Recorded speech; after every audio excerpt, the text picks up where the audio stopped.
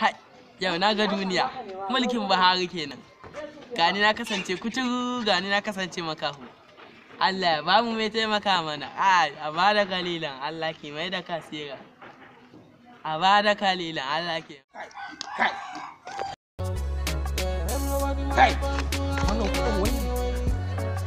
Ni mutuwa nan ba. Kuma kaga bai ba dama. Kawai dai ga wani makaho can kawai da zan je wani.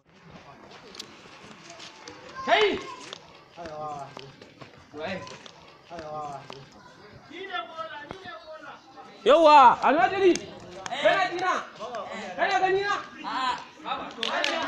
Wannan da kaga gani kudi ne a ciki. Kudi. To dan haka fitsari nake di fitsari ne ya matsayin. Kaga idan na je zan yi fitsari idan na aje shi a gefe wani ya mu ya dauka ya tafi. Amma kaga idan na baka ka kai mu kawo ne kai ba gani kake ba.